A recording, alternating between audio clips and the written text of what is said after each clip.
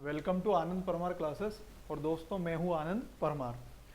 दोस्तों इसके पहले लेक्चर में अपन ने विदेशी आक्रमण की बात करी थी और अपना जो लेक्चर चल रहे हैं ये सीरियल बाय सीरियल पूरे प्राचीन भारत के चल रहे हैं और प्राचीन भारत में दोस्तों वैदिकोत्तर काल में चल रहे हैं। वैदिकोत्तर काल मतलब 600 बीसी के बाद से, ठीक है। तो 600 बीसी में दोस्तों महाजनपद काल भी आया। उसके बाद अगर मैं राजनीतिक जीवन की बात करूं तो महाजनपद काल आया, और अगर धार्मिक जीवन की बात करूं तो जैन धर्म और बौद्ध धर्म आए थे, ठीक है। और उसी के साथ दोस्तों अगर विदेश की बात करूं तो विदेशी आक्रमण भी हुए थे, ठीक।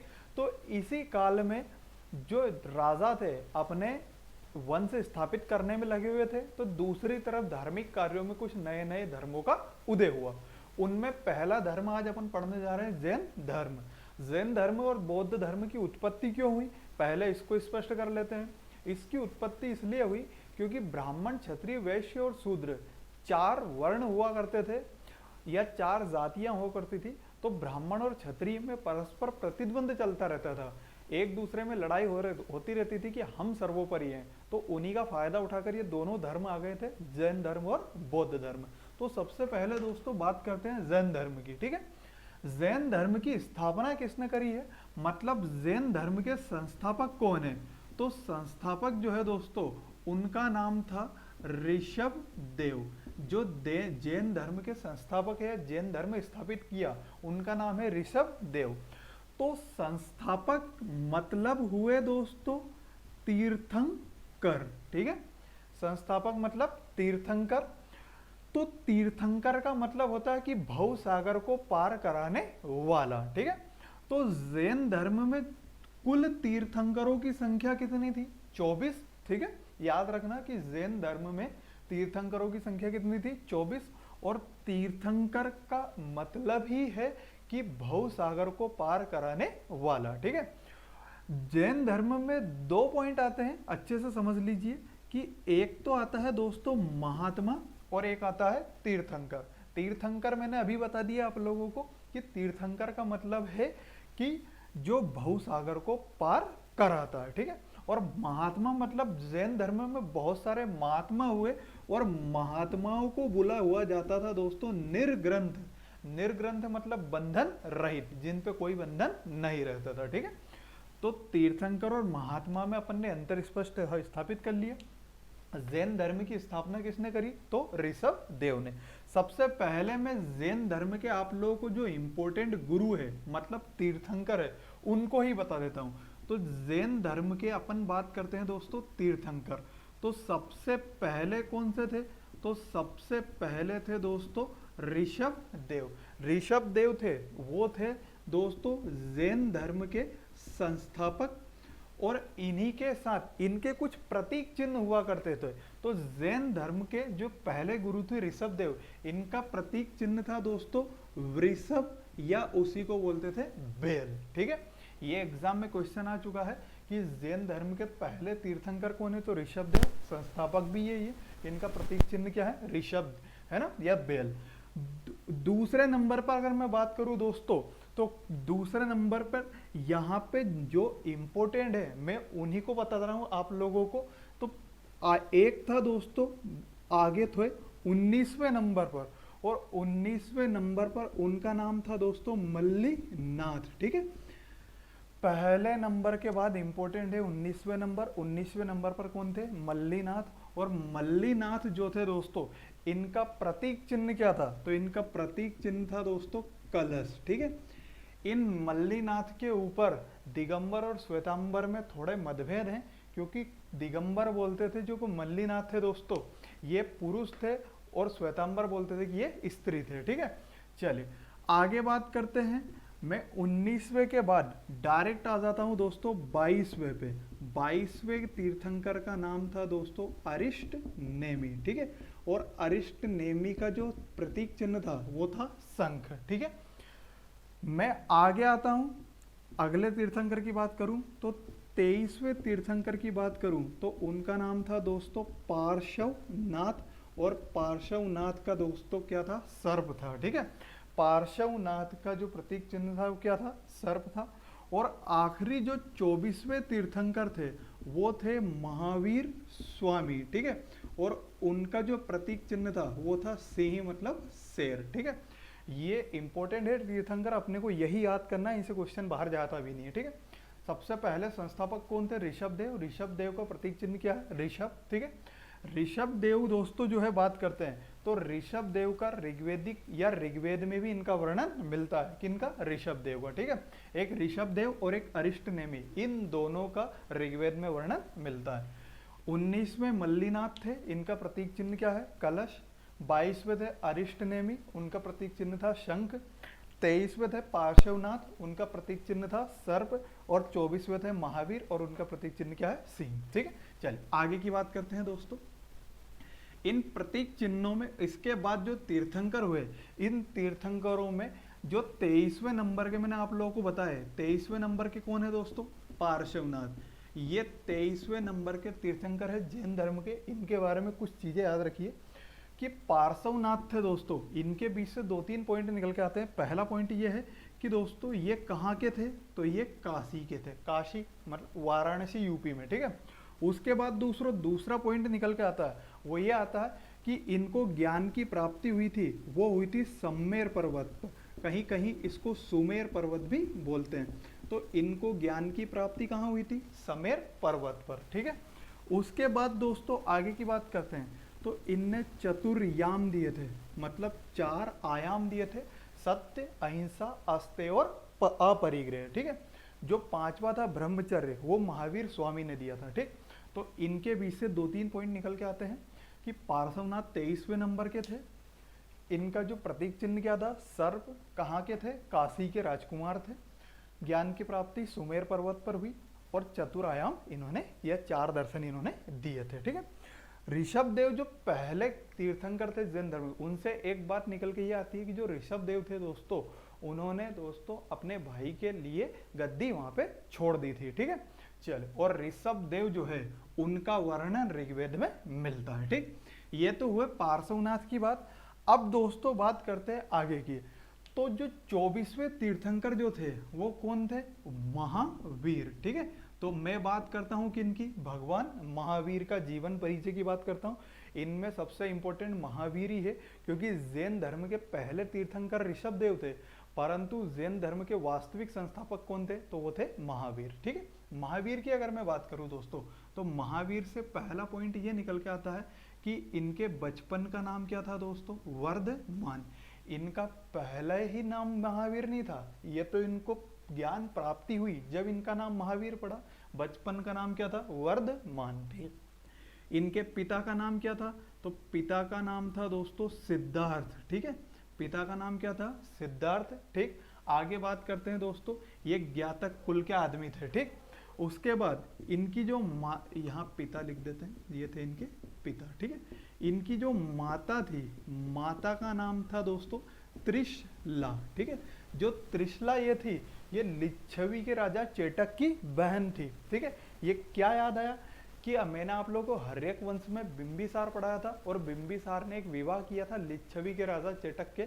लिच्छवी के राजा जो चेटक थे, उनकी पुत्री थी एक चेलना, ठीक है। चेलना से बिंबिसार ने विवाह किया था, परंतु लिच्छवी के राजा जो चेटक थे, उनकी बहन थी त्रिशला, और त्रिशला जो थी ये इनकी क्या थी दोस्तों? माता जी थी, ठीक है। इनकी पत्नी का नाम क्या था? तो इनकी पत्नी का नाम था दोस्तों यशोदा, ठीक है। कौंडिन्य कुल की थी ये, ठीक। तो पत्नी का नाम क्या था? यशोदा। इनकी पुत्री का नाम क्या था दोस्तों? तो इनकी पुत्री का नाम था प्रियदर्शना, या इसको बोलते हैं अणोज्या, ठीक है। ये तो इनके पारिवारिक संबंध की बात हुई। इन एक दामाद भी निकल के आता है कि इनका दामाद कौन था? तो इनके दामाद का नाम था दोस्तों जामाली, ठीक है। महावीर से बात निकल के आती है कि इनके बचपन का नाम वर्धमान, पिता का नाम सिद्धार्थ, माता का नाम त्रिशला, पत्नी का नाम यशोदा, पुत्री का नाम प्रियदर्शना या अणोज्या, और दामाद कौन थे? जामाली, ठीक है। ये जीवन परिचय हुआ। अब इनकी कहानी पढ़ते हैं, देखिए कि महावीर स्वामी का जन्म कब हुआ और इन्होंने क्या क्या इनके जीवन में संघर्ष किए हैं, ठीक है, कि वर्धमान से ये महावीर कैसे बने, ठीक है। तो महावीर का जन्म जो हुआ था, यहाँ पे मैं लिख देता हूँ कि महावीर का जो जन्म हुआ था वो होता 540 ईसा पूर्व, ठीक है। और मृत्यु कब हुई थी? तो मृत्यु हुई थी दोस्तों 468 ईसा पूर्व, ठीक है। महावीर का जन्म हुआ था 540 ईसा पूर्व में। कहाँ हुआ था? तो देखिए बात करते हैं यहाँ पे दोस्तों, आगे की बात करते हैं। एक होगा जन्म और एक क्या होगी? मृत्यु, ठीक है। तो जो जन्म हुआ था वो हुआ था दोस्तों वैशाली में। वैशाली कहाँ है? बिहार में है, ठीक है। वैशाली के कुंड ग्राम में इनका जन्म हुआ था। और जो मृत्यु हुई थी वो मृत्यु हुई थी दोस्तों पावापुरी में, ठीक है। पावापुरी भी कहाँ है? बिहार में। तो ये जो जैन धर्म और बौद्ध धर्म है ये बिहार से बहुत रिलेटेड रहेंगे। तो मृत्यु और दोस्तों जन्म दोनों बिहार में हुए हैं, परंतु जन्म याद रखना कहाँ पे? वैशाली में, और वैशाली के कुंडग्राम में, ठीक है। और मृत्यु कहाँ हुई? पावापुरी में। जन्म कब हुआ? 540 ईसा पूर्व, और मृत्यु कब हुई? 468 ईसा पूर्व, ठीक है। चलिए अब महावीर के बारे में अगली बात करते हैं दोस्तों। तो महावीर जो है, इनके जो पिता हैं, इनके गुजरने के बाद दोस्तों अपने जीवन के 30वें वर्ष में इन्होंने घर छोड़ दिया, ठीक है। अपने जीवन के 30वें वर्ष में इन्होंने घर छोड़ दिया और अपने बड़े भाई की आज्ञा लेकर ये जंगल में तपस्या करने के लिए निकल गए, ठीक है। कितने वर्ष की आयु में? 30 वर्ष की आयु में। दोस्तों ये जब जंगल में गए तो बिहार में वहीं पे दोस्तों इनकी जो मुलाकात हुई वो हुई थी दोस्तों मक्खली पुत्र गोशाल से, ठीक है। जहाँ पे बिहार में ये तपस्या कर रहे थे, वहाँ पे उनको एक आदमी मिले मक्खली पुत्र गोशाल से। वहाँ पे इन्होंने शिक्षा दीक्षा दी और उनके बाद दोस्तों गुरु बने। और इसके बाद उन्होंने धर्म छोड़कर एक नए धर्म की स्थापना करी, आजीवक संप्रदाय की, ठीक है। अब इनके तपस्या करने के बाद कितने वर्ष की आयु में घर छोड़ा? 30वें वर्ष की आयु में घर छोड़ा। तो 30वें वर्ष की आयु में घर छोड़ा और 12 वर्ष इन्होंने कठिन तपस्या की। और 12वें वर्ष मतलब 30 में 12 जोड़े तो 42 वर्ष, ठीक है। तो अपने जीवन के 42वें वर्ष में दोस्तों इनको ज्ञान की प्राप्ति हुई। कहाँ पे हुई? तो दोस्तों रिजु पालिका नदी के किनारे, ठीक है। इनको ज्ञान की प्राप्ति कहाँ हुई? तो रिजु पालिका नदी के किनारे। और वृक्ष कौन सा था? तो साल वृक्ष के नीचे, ठीक है। इन्होंने मतलब तपस्या करी थी रिजु पालिका नदी के किनारे और साल वृक्ष के नीचे बैठकर। तो याद रखना है, परीक्षा में पूछा जा चुका है कि इनको महावीर स्वामी को ज्ञान की प्राप्ति किस नदी के किनारे हुई? तो रिजु पालिका नदी। और किस वृक्ष के नीचे? तो साल वृक्ष के नीचे। वैशाख माह के 10वें दिन को इनको ज्ञान की प्राप्ति हुई थी, ठीक है। चलिए महावीर के बारे में दोस्तों ये तो ज्ञान की प्राप्ति हुई। अब दोस्तों इनको ज्ञान की प्राप्ति करने के बाद इनके कुछ उपनाम आए, मतलब इनको उपाधि मिली, ठीक है। तो सबसे पहली उपाधि तो इनको यही मिली, महावीर, ठीक है। पहले इनका नाम वर्धमान था, परंतु ज्ञान प्राप्ति के बाद इनका नाम क्या हो गया? महावीर, ठीक है। एक इनको उपाधि मिली निर्ग्रंथ। निर्ग्रंथ का मतलब है बंधन रहित, ठीक है। एक उपाधि मिली दोस्तों इनको अरहत, ठीक है। अरहत मतलब योग्य, ठीक है। अरहत का मतलब होता है दोस्तों योग्य। निर्ग्रंथ का मतलब बंधन रहित। और महावीर इनका बचपन का नाम क्या था? वर्धमान, परंतु ज्ञान प्राप्ति के बाद इनका नाम क्या आया? महावीर, ठीक है। चलिए आगे की बात करते हैं दोस्तों। जो महावीर है इनको ज्ञान की प्राप्ति कहाँ हुई? तो रिजु पालिका नदी के किनारे। किस वृक्ष के नीचे? तो साल वृक्ष के नीचे इनको ज्ञान की प्राप्ति हुई थी, ठीक है। चलिए आगे की बात करते हैं दोस्तों। तो इनके जो पहले शिष्य थे इनके जमाई, और मतलब इनके दामाद, और उनका नाम क्या था? जामाली, ठीक है। तो इनके पहले शिष्य जामाली थे। यहाँ पे लिख देते हैं अपन कि जो पहले शिष्य थे वो पहले शिष्य कौन थे? जामाली। पहली शिष्या कौन थी दोस्तों? तो पहली इनकी जो शिष्या थी वो थी दोस्तों चंदना, ठीक है। पहले शिष्य कौन थे? जामाली, इनके दामाद। और पहली शिष्या कौन थी? चंदना, ठीक है। इसके बाद दोस्तों आगे की मैं बात करूं तो आगे की बात करने पर अपने को पता लगेगा कि इन्होंने पहला उपदेश किसको दिया। तो इन्होंने पहला उपदेश दिया था मेघ कुमार को, ठीक है। अपना सबसे पहला उपदेश किसे दिया था? तो मेघ कुमार को, ठीक है। इनके दोस्तों बात करते हैं, जमाई का नाम क्या था? मतलब दामाद का? जामाली, वो उनके पहले शिष्य थे।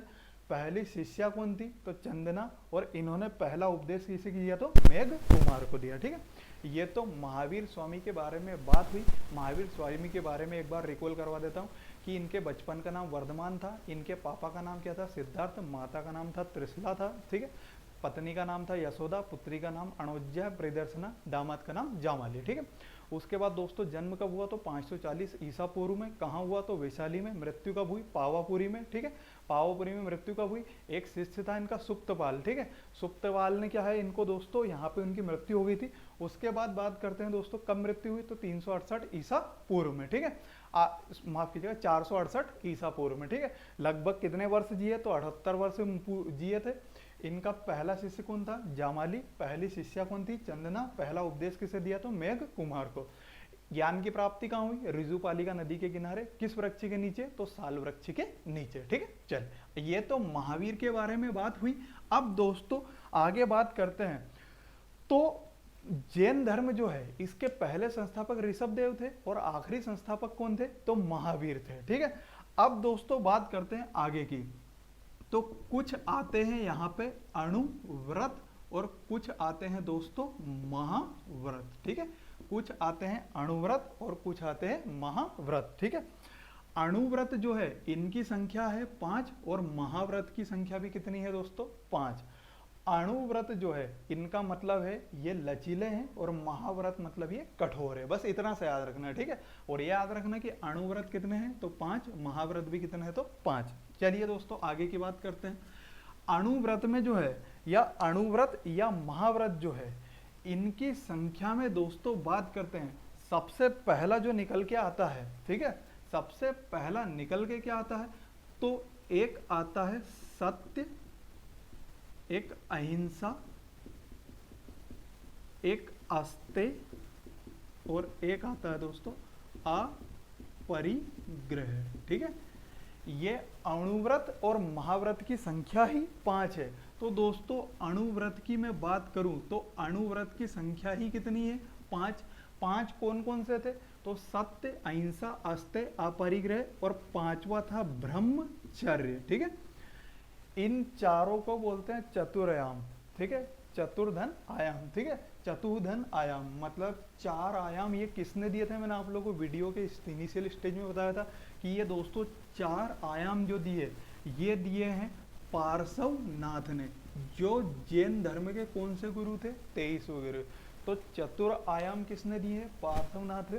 परंतु 5वां आयाम किसने दिया? तो ये महावीर स्वामी दे दे। ये परीक्षा में प्रश्न पूछा जा चुका है ना कि ब्रह्मचर्य आयाम किसने दिया है? तो ये महावीर स्वामी ने। तो महावीर स्वामी ने 5 आयाम दिए हैं परंतु पार्श्वनाथ ने कितने दिए हैं? 4 आयाम दिए हैं। ठीक है, अणुव्रत की संख्या कितनी है दोस्तों? तो वो कितनी संख्या है? 5 संख्या है। ठीक है, आगे की बात करते हैं दोस्तों। तो इसमें जो है सप्तभंगी न्याय आते हैं। ठीक है, सप्तभंगी क्या आते हैं? न्याय। सप्त मतलब कितना होता है? 7। ठीक है, तो 7 न्याय आते हैं। बिल्कुल याद नहीं रखना है। ठीक है, आपको बोल के बता देता हूँ कि शायद है, शायद नहीं है, शायद कहा जा सकता है, शायद कहा नहीं जा सकता है, शायद कहा जा सकता है, नहीं कहा जा सकता है। ठीक है, शायद है, शायद नहीं है, शायद कहा नहीं जा सकता है। ठीक है, बस याद रखना है कि सप्तभंगी न्याय कितने थे दोस्तों? 7 थे। ठीक है, अब महावीर स्वामी ने या जैन धर्म में सृष्टि के बारे में क्या कहा है? ठीक है, सृष्टि के बारे में इनके उपमत क्या थे? तो जो महावीर स्वामी का जो जैन धर्म था वो दोस्तों नास्तिक था, मतलब ईश्वर में विश्वास नहीं करते थे। ठीक है, याद करते हैं दोस्तों इनका धर्म कैसा था? नास्तिक था, मतलब ईश्वर में विश्वास नहीं कर, ईश्वर में विश्वास नहीं करते थे परंतु पुनर्जन्म में विश्वास करते थे। ठीक है, मतलब इनका धर्म था नास्तिक, मतलब ईश्वर में विश्वास नहीं करते थे परंतु दोस्तों पुनर्जन्म में विश्वास करते थे और पुनर्जन्म के साथ साथ आत्मा में भी विश्वास करते थे। ठीक है, तो जैन धर्म जो है उसमें नास्तिक बताया गया उसको, परंतु पुनर्जन्म और आत्मा में भी विश्वास करते थे। ठीक है, अब पुनर्जन्म और आत्मा का क्या है? तो जैन धर्म जो है दोस्तों यहाँ पे आस्तिक है, माफ कीजिएगा नास्तिक है, परंतु आगे की मैं बात करूं दोस्तों तो इन्होंने बोला था कि जो पृथ्वी की रचना या सृष्टि की रचना जो हुई है दोस्तों, वो प्रकृति के द्वारा हुई है, ठीक है, मतलब जड़ या चेतन के द्वारा हुई। देखिए कैसे समझाता हूं कि जो जीव है और एक क्या है दोस्तों, निर्जीव है, ठीक है। जीव मतलब जिनमें जीवन होता है और निर्जीव मतलब जिनमें जीवन नहीं होता। तो जीव की तुलना इनने करी है किससे, आत्मा से, और निर्जीव की तुलना इनने किससे करी है, जड़ से, ठीक है। इसी को जड़ को बोलते हैं दोस्तों अजीव, ठीक है, जड़ को क्या बोलते हैं, अजीव, ठीक है। और इस आत्मा को बोलते हैं दोस्तों चेतना, ठीक है। बस ये याद रखना है यहाँ पे कि जैन धर्म में जीव की तुलना किससे करिए तो आत्मा से, और निर्जीव की तुलना किससे करिए तो जड़ से, ठीक है। इसके बाद आगे कुछ भी याद नहीं रखना है। आगे जैन धर्म की अगर मैं बात करूं दोस्तों, तो जैन धर्म में दोस्तों कर्म के बारे में संबंध कहा गया है। तो कर्म के बारे में दोस्तों यहाँ पे मैं बात करूं, त्रिरत्न की बात करी गई है। कब, जैन धर्म में। जैन धर्म में त्रिरत्न कौन से हैं दोस्तों, तो सबसे पहला है सम्यक दर्शन, ठीक है। सबसे पहला दोस्तों कौन सा है, सम्यक दर्शन, सम्यक ज्ञान और सम्यक आचरण, ठीक है।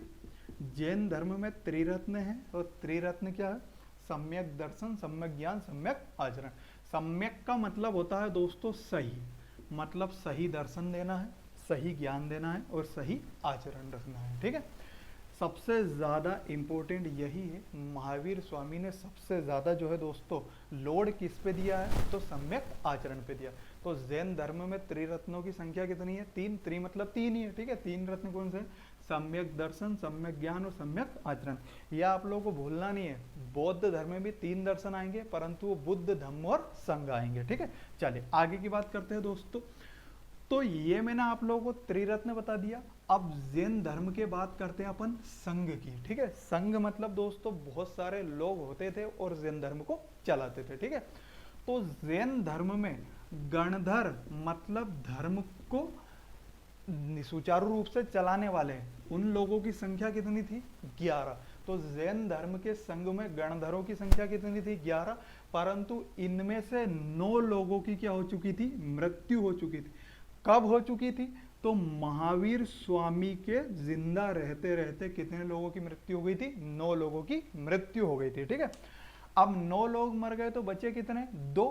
तो महावीर स्वामी के बाद उनके संघ में उनके मरने के बाद 2 ही लोग बचे थे। वो 2 लोग कौन से थे, तो एक का नाम था तो दोस्तों इंद्रभूति, और दूसरे का नाम था जो, उस दूसरे का नाम था सुधर्मन, ठीक है। सबसे पहले का नाम था इंद्रभूति और दूसरे का नाम क्या था, सुधर्मन। इंद्रभूति बिल्कुल इंपॉर्टेंट नहीं है, इंपॉर्टेंट क्या आएगा दोस्तों, सुधर्मन। मतलब महावीर स्वामी के मरने के बाद जैन धर्म की बागडोर किसके हाथ में थी, तो सुधर्मन के हाथ में थी। सुधर्मन के मरने के बाद दोस्तों इस जैन धर्म का एक नया अध्यक्ष आया, और उस नए अध्यक्ष का नाम है दोस्तों भद्र बाहु, ठीक है। महावीर स्वामी के मरने के बाद 2 लोग बचे थे, इंद्रभूति, सुधर्मन। इंद्रभूति इंपॉर्टेंट नहीं है, सुधर्मन इंपॉर्टेंट है। मतलब महावीर स्वामी के मरने के बाद जैन धर्म का अध्यक्ष कौन बना, तो सुधर्मन। सुधर्मन के मरने के बाद दोस्तों अध्यक्ष कौन बना, भद्र बाहु, ठीक है। और भद्र बाहु बात करते हैं दोस्तों, तो भद्र बाहु किसके समकालीन थे, तो भद्र बाहु दोस्तों चंद्रगुप्त मौर्य के समकालीन थे, ठीक है। भद्रबाहु चंद्रगुप्त मौर्य के समकालीन थे। मतलब चंद्रगुप्त मौर्य से, एक मिनट, चंद्रगुप्त मौर्य से पता क्या लगता है कि चंद्रगुप्त मौर्य ने दोस्तों सल्लेखना विधि अपनाई थी, ठीक है। किसके कहने पर, भद्रबाहु के कहने पर। सल्लेखना विधि मतलब बिना खाए पिए दोस्तों तपस्या करते रहना, और जब तक तपस्या करते रहना जब तक निमोत ना हो, ठीक है, उसे बोलते हैं सल्लेखना विधि। तो ये एग्जाम में क्वेश्चन आ चुका है यूपीएससी एमपीपीएससी में कि ऐसा कौन सा मौर्य वंश का राजा जिसने सल्लेखना विधि अपनाई थी, तो वो चंद्रगुप्त मौर्य थे, ठीक है। तो दोस्तों सुधर्मन के मरने के बाद अध्यक्ष कौन बने, भद्रबाहु। और भद्रबाहु किसके समकालीन थे, तो चंद्रगुप्त मौर्य के समकालीन थे, ठीक है। अब भद्रबाहु के समय दोस्तों, भद्रबाहु के समय जो उत्तरी भारत था, ऊपर का जो भारत था, उत्तरी भारत में दोस्तों पड़ गया सूखा, मतलब अकाल पड़ गया, ठीक है। वर्षा नहीं हुई, तो लोग जो है वो इधर उधर पलायन करने लगे, तो उत्तर भारत से लोग दक्षिण भारत में पलायन करने लग गए थे, ठीक है। तो उन्हीं में भद्रबाहु जो था जैन धर्म का अध्यक्ष था, इसके हाथ में बागडोर थी, तो चंद्रगुप्त मौर्य के साथ भद्रबाहु भी दक्षिणी भारत में आ गया, ठीक है। और अकाल कितने वर्षों का पड़ा, तो 12 वर्षों का पड़ा, ठीक है। अकाल खत्म होने के बाद जो भद्रबाहु वापस उत्तरी भारत में आए, परंतु उनके आने से पहले एक व्यक्ति थे, उनका नाम था दोस्तों स्थूल भद्र। स्थूल भद्र ने उत्तरी भारत में जैन धर्म की नींव डाल दी थी, मतलब उसके अध्यक्ष वो बन गए थे, ठीक है। तो भद्रबाहु और स्थूल भद्र में लड़ाई हो गई, और उनमें लड़ाई हो गई दोस्तों किन किन के बीच में, भद्रबाहु और किन के बीच में, स्थूल भद्र के बीच में। भद्रबाहु जो है दक्षिणी भारत में चले गए थे अकाल पड़ने पर, तो उस समय उनकी बागडोर किसने संभाल ली, स्थूल भद्र ने। जब अकाल खत्म हुआ 12 वर्षों का, तो वापस भद्रबाहु आ गए, परंतु इन दोनों में मतभेद हो गया। इनने बोला कि अध्यक्ष मैं रहूंगा, इनने बोला कि अध्यक्ष मैं रहूंगा। तो जैन धर्म कितने भागों में बढ़ गया दोस्तों, 2 भागों में, ठीक है। एक दिगंबर और एक श्वेतांबर। दिगंबर मतलब जो नग्न अवस्था में रहते थे, कपड़े नहीं पहनते थे, और श्वेतांबर मतलब जो श्वेत वस्त्र धारण करते थे, ठीक है। चलिए सबसे पहले इनकी ही बात कर लेते हैं अपन कि दिगंबर और श्वेतांबर हैं क्या। तो इधर मैं लिख लेता हूं दोस्तों दिगंबर, और दूसरा मैं लिखूं श्वेतांबर, ठीक है। दिगंबर का मतलब है दोस्तों नग्न अवस्था में रहता है, मतलब कपड़े नहीं पहनना है। और जो श्वेतांबर है उसमें दोस्तों श्वेत वस्त्र धारण करते हैं, ठीक है। दिगंबर जो है ये है दोस्तों कठोर, और जो श्वेतांबर है ये है दोस्तों लचीला, ठीक है, मतलब मुलायम है, ज्यादा इसमें पाबंदी नहीं रहते, परंतु दिगंबर में ज्यादा कठोर नियम रहते हैं। दिगंबर की बात कर मैं करूं दोस्तों, दिगंबर में मैंने आप लोगों को बताया था कि एक मल्लीनाथ थे, ठीक है। मल्लीनाथ कौन से नंबर के तीर्थंकर थे, तो 19वें नंबर के तीर्थंकर थे। तो दिगंबर में मल्लीनाथ को दोस्तों यहाँ पे जो है, यहाँ पे दोस्तों पुरुष बताया गया है, ठीक है। मल्लीनाथ को क्या बताया गया है, पुरुष बताया गया है, और यहाँ पे मल्लीनाथ को क्या बताया गया है दोस्तों, महिला। मतलब मल्लीनाथ को दिगंबर में पुरुष बताया गया, श्वेतांबर में महिला बताया गया। दिगंबर संप्रदाय में दोस्तों महिलाओं का प्रवेश नहीं था संघ में, परंतु श्वेतांबर में महिलाओं का प्रवेश था, ठीक है। कभी आप लोगों का यूपीएससी या एमपीपीएससी में मेंस के कोई एग्जाम पेपर में आप लोगों को लिखने का आ जाए, तो ये आप लोग पॉइंट लिख देना कि दिगंबर जो था नग्न अवस्था में रहते थे, श्वेतांबर श्वेत वस्त्र धारण करते थे। दिगंबर कठोर थे, श्वेतांबर लचीले थे। दिगंबर में दोस्तों मल्लीनाथ को पुरुष कहा है, श्वेतांबर में महिला कहा गया है, ठीक है। दिगंबर में महिलाओं की एंट्री नहीं थी संघ में, और श्वेतांबर में महिलाओं की एंट्री थी, ठीक है। उसके बाद दोस्तों दिगंबर के जो है संस्थापक कौन थे, तो दिगंबर के जो संस्थापक थे दोस्तों यहाँ पे इसको बोलते थे भद्र बाहु, और श्वेतांबर के कौन थे दोस्तों, स्थूल भद्र, ठीक है। श्वेतांबर के कौन थे, स्थूल भद्र। याद कैसे रहेगा, सा से श्वेतांबर, सा से स्थूल भद्र, ठीक है। तो दिगंबर के दोस्तों संस्थापक भद्रबाहु और श्वेतांबर के स्थूल भद्र, ठीक है। चलिए आगे बात करते हैं दोस्तों। अब धर्म को सुचारू रूप से चलाने के लिए मतभेद हो जाते थे, तो कुछ समितियां होती थी, ठीक है।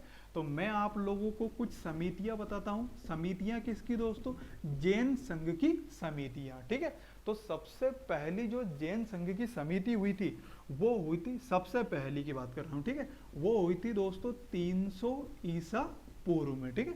कब हुई, तो 300 ईसा पूर्व में। राजा कौन था, तो राजा था दोस्तों चंद्रगुप्त मौर्य, ठीक है। अध्यक्ष कौन था, तो अध्यक्ष थे दोस्तों भद्रबाहु, ठीक है। इसमें इंपॉर्टेंट पॉइंट क्या निकल के आता है दोस्तों, तो बात करते हैं इंपॉर्टेंट पॉइंट, मतलब इस कमिटी या इस मीटिंग का परिणाम क्या था। तो जैन धर्म 2 भागों में बढ़ गया था, कौन कौन से, श्वेतांबर और दिगंबर। इसी में दोस्तों जैन धर्म के 12 अंगों का संकलन किया गया, मतलब इसमें जैन धर्म के 12 अंग निकल के आए थे। तो जैन धर्म की, पूरे जैन धर्म में 2 ही संगीतियां हुई थी या 2 ही समितियां हुई थी। पहली हुई थी 300 ईसा पूर्व में, राजा कौन थे, चंद्रगुप्त मौर्य, अध्यक्ष कौन थे, भद्रबाहु। परिणाम क्या हुआ, जैन जो धर्म था वो 2 भागों में बढ़ गया था, श्वेतांबर और दिगंबर, और 12 अंगों का क्या हुआ था दोस्तों, संकलन हुआ था, ठीक है। स्थान क्या था, कहाँ पे हुई थी? तो ये हुई थी दोस्तों पाटलिपुत्र। पाटलिपुत्र कहाँ है? बिहार में, ठीक है। तो पहली संगीति कहाँ हुई थी? पाटलिपुत्र में। अब दूसरी संगीति की अगर मैं बात करूं या दूसरी समिति की बात करूं, तो दूसरी समिति का जो स्थान था वो स्थान था दोस्तों वल्लभी। वल्लभी कहाँ है? गुजरात में। कब हुआ था? तो ये हुआ था दोस्तों 6वीं शताब्दी में हुई थी, ठीक है। संगीति कब हुई थी? 6वीं शताब्दी में, ठीक है। अध्यक्ष कौन थे? तो अध्यक्ष थे दोस्तों देवर्धि क्षमा श्रवण, ठीक है। अध्यक्ष कौन थे? देवर्धि क्षमा श्रवण। राजा कौन था? तो राजा के बारे में स्पष्ट जानकारी नहीं है, ठीक है। इसका परिणाम क्या निकला? तो परिणाम ये निकला दोस्तों कि जैन साहित्य का लिपिबद्ध संस्करण होने लग गया था, ठीक है। संस्करण होने लग गया था, ठीक है। तो दोस्तों सेकेंड जो संगीति थी या सेकेंड समिति थी, स्थान कहाँ था? वल्लभी। कब? 6वीं शताब्दी में। अध्यक्ष कौन थे? देवर्धि क्षमा श्रवण, ठीक है। राजा पता नहीं था। और परिणाम क्या निकला दोस्तों इसका? तो परिणाम निकला कि जैन साहित्य का लिपिबद्ध संस्करण होने लग गया था, ठीक है। अगर आगे की बात करूं दोस्तों, तो उसके बाद मैंने आप लोगों को जो है इसकी संगीतियां भी बता दी, मैंने आप लोगों को इसके गुरु भी बता दिए, मतलब तीर्थंकर बता दिए। त्रिरत्न कितने हैं? त्रि मतलब 3 ही है। त्रिरत्न सम्यक दर्शन, सम्यक ज्ञान, सम्यक आचरण। सप्तभंगी न्याय कितने हैं? 7 ही है। अणुव्रत महाव्रत कितने हैं? 5 है। अणुव्रत में दोस्तों 5 ही आते हैं, सत्य, अहिंसा, अस्तेय, अपरिग्रह और ब्रह्मचर्य। चतुरायाम किसने दिए? पार्श्वनाथ ने। और 5वां आयाम किसने दिया? महावीर स्वामी ने। अब कुछ जैन साहित्य की बात करते हैं दोस्तों कि जैन साहित्य क्या क्या थे, ठीक है। तो मैं लिखूं यहाँ पे प्रमुख जैन साहित्य, ठीक है। ये बहुत इंपॉर्टेंट है, एग्जाम में प्रश्न यहाँ से आ चुके हैं। सबसे पहला जो जैन साहित्य था वो था दोस्तों अचरांग सूत्र, ठीक है। अचरांग सूत्र, इसमें जैन धर्म के नियम हुआ करते थे, ठीक है। एग्जाम में प्रश्न आता था कि जैन धर्म में अचरांग सूत्र में क्या मिलता है? तो जैन धर्म के आचरण या जैन धर्म के नियम मिलते हैं, ठीक है दोस्तों। दूसरा क्या था? तो दूसरा था दोस्तों भगवती सूत्र, ठीक है। दूसरा जैन धर्म में जैन साहित्य क्या था? भगवती सूत्र। इसमें जैन संतों की जीवन गाथा मिलती है, ठीक है। जो भगवती सूत्र में क्या मिलता है? जैन संतों की जीवन गाथा मिलती है। फिर एक और आता है नया धम्म कहा। नया धम्म वहां में क्या मिलता है दोस्तों? तो इसमें मिलता है दोस्तों महावीर के उपदेश मिलते हैं, ठीक है। चौथे की अगर मैं बात करूं दोस्तों, तो चौथा है वृहद कल्प, ठीक है। चौथा क्या है? वृहद कल्प। और 5वां कौन सा है दोस्तों? तो परिष्ट प्रवर्तन, ठीक है। 5वां क्या है? परिष्ट प्रवर्तन, ठीक है। क्या क्या है इसमें? तो इसमें दोस्तों वृहद कल्प और एक क्या है? परिष्ट प्रवर्तन, ठीक है। तो अचरांग सूत्र में जो है जैन धर्म के नियम मिलते हैं या आचरण मिलते हैं। भगवती सूत्र में जैन धर्म की जीवन गाथा मिलती है। नया धम्म कहाँ में? महावीर के उपदेश मिलते हैं। वृहद कल्प में दोस्तों भद्रबाहु के बारे में जानकारी मिलती है यहाँ पे। और परिष्ट प्रवर्तन में ध्यान रखना, बस उसने लिखा है, तो ये लिखा है हेमचंद्र ने लिखा है, ठीक है। इसको एक बार और रिकॉल कर लेते हैं, याद कर लेते हैं। देखिए रटना बिल्कुल नहीं है, समझना। अचरांग सूत्र नियम मिलते हैं। देखो यहाँ पे भी चा आया, तो यहाँ पे भी चा आएगा। देखो क्या है? आचरण, ठीक है। तो यहाँ पे भी चा, यहाँ पे भी चा। तो अचरांग सूत्र से क्या मिलता है? आचरण मिलते हैं। भगवती सूत्र से क्या मिलता है? तो जैन संतों की क्या मिलती है? जीवन गाथा मिलती है, ठीक है। आगे बात करते हैं नया धम्म कहाँ में? महावीर के उपदेश मिलते हैं, ठीक है। महावीर स्वामी जो है दोस्तों, देखिए यहाँ पे क्या है? नया है। नया मतलब धर्म है, ठीक है। तो महावीर स्वामी जो आए थे दोस्तों, उनके पहले जितने भी जैन धर्म के तीर्थंकर हुआ करते थे, तो जैन धर्म के जितने भी तीर्थंकर हुए थे महावीर स्वामी के पहले, वो इतने इंपॉर्टेंट नहीं थे। जैन धर्म को एक नया मोड़ कब से मिला? किसके समय से? तो महावीर के समय से, ठीक है। तो नया मोड़ मतलब नया आया किसके समय? महावीर के समय। तो यहाँ पे भी नया है। तो नया धम्म कहा मतलब किस? महावीर के उपदेश मिलते हैं। एक वृहद कल्प है और परिष्ट प्रवर्तन है। आप लोगों को ये 2 याद नहीं रखना, ये 3 शुरू के याद रखना। अचरांग सूत्र में चा से आचरण मिलते हैं, भगवती सूत्र में जैन संतों की जीवन गाथा मिलती है, और नया धम्म कहा में महावीर के क्या मिलते हैं दोस्तों, उपदेश मिलते हैं। ठीक है, ये मैंने आप लोगों को दोस्तों जैन धर्म पढ़ाया। जैन धर्म को एक बार और रिवाइज कर देता हूँ। ठीक है, जैन धर्म के पहले गुरु कौन थे? तीर्थंकर ऋषभ देव थे। उनका दोस्तों जो प्रतीक चिन्ह क्या था? वृषभ था या बेल था। ठीक है, दूसरे अजीतनाथ थे, इंपॉर्टेंट नहीं है। ठीक है, 19वें नंबर के थे दोस्तों मल्लीनाथ। मल्लीनाथ जो है दोस्तों इनका प्रतीक चिन्ह क्या था? मल्लीनाथ का था दोस्तों शंख। और उसके बाद दोस्तों आगे की बात करते हैं तो मल्लीनाथ 19वें नंबर के थे। 22 के नंबर के थे दोस्तों अरिष्टनेमी। अरिष्टनेमी और ऋषभ देव का ऋग्वेद में उल्लेख मिलता है। 23वें नंबर के थे पार्श्वनाथ। पार्श्वनाथ को सुमेर पर्वत के ज्ञान की प्राप्ति हुई थी। ये काशी के राजकुमार थे, इन्होंने चतुरायाम दिए थे। ठीक है, आगे बात करते हैं दोस्तों, ये 23वें नंबर के थे। 24वें नंबर के थे दोस्तों महावीर। तो इतिहास में जो है जो इंपॉर्टेंट बताए गए हैं वो दो ही बताए गए, एक पार्श्वनाथ एक महावीर स्वामी, मतलब आखिरी के 23वें और चौथे नंबर, मतलब इनको सर्वाधिक मान्यता मिली है। ठीक है, आगे बात करते हैं दोस्तों, महावीर जो है इनका जन्म हुआ था 540 ईसा पूर्व में, मृत्यु कब हुई थी? 468 ईसा पूर्व में। जन्म कब हुआ? जन्म कहाँ हुआ? तो वैशाली में, और मृत्यु कहाँ हुई? तो पावापुरी में। ठीक है, पिता का नाम क्या था? सिद्धार्थ। इनके बचपन का नाम वर्धमान था। माता का नाम था त्रिशला। पत्नी का नाम यशोदा। पुत्री का नाम क्या था दोस्तों? अनोज्या प्रिय दर्शना। उसके बाद जमाई का नाम क्या था? दामाद का नाम जामाली। इनके पहले शिष्य इनके जामाई थे। कौन थे दोस्तों? जामाली। उसके बाद बात करते हैं दोस्तों, यहाँ पे इनकी पहली शिष्या कौन थी? चंदना थी। ठीक है, उसके बाद आगे की मैं बात करूँ दोस्तों, पहला उपदेश किसको दिया? तो मेघ कुमार को दिया था इनने पहला उपदेश। महावीर स्वामी ने अपने पिता की मृत्यु के बाद 30वें वर्ष में घर छोड़ दिया था, और 12 वर्ष की कठोर तपस्या करने के बाद दोस्तों इनको ज्ञान की प्राप्ति हुई थी ऋजुपालिका नदी के किनारे और शाल वृक्ष के नीचे, वैशाख के 10वें दिन। ठीक है, आगे बात करते हैं दोस्तों, जैन धर्म में त्रिरत्न है, सम्यक दर्शन, सम्यक ज्ञान और सम्यक आचरण। ठीक है, उसके बाद दोस्तों चतुर आयाम है, सत्य, अहिंसा, अस्तेय और परिग्रह।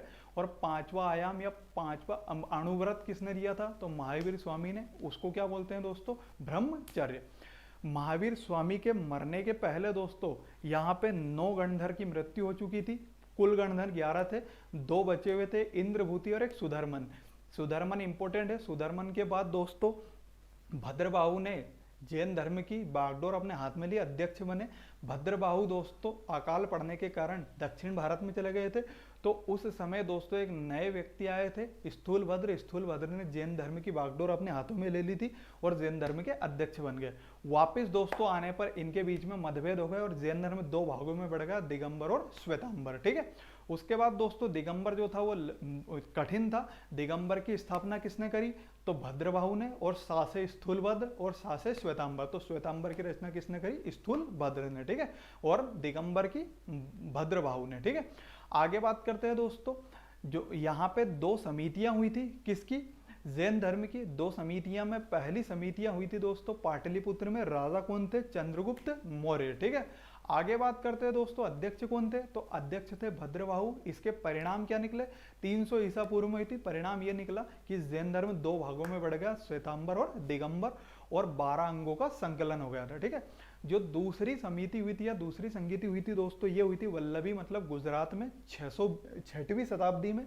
उसके बाद दोस्तों इसके राजा पता नहीं था, इसका अध्यक्ष था देवर्धि समासरण। परिणाम क्या निकला कि जैन धर्म का साहित्य या लिपिबद्ध संस्करण होने लग गया था। ठीक है, आखिरी में ना आप लोगों को बताया था कि कुछ जैन साहित्य मिले हैं। जैन साहित्य दोस्तों ये 3 इंपॉर्टेंट है, यही याद करना है कि पहला है अचरांग सूत्र। अचरांग सूत्र में आचरण या नियम मिलते हैं।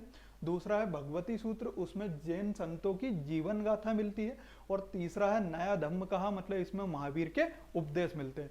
ये पूरा दोस्तों अपना जैन धर्म खत्म हुआ। अब कुछ आते हैं राजा जिन्होंने जैन धर्म को स्वीकारा या अपनाया, और जिन्होंने जैन धर्म को अपने राज्य में शरण दी।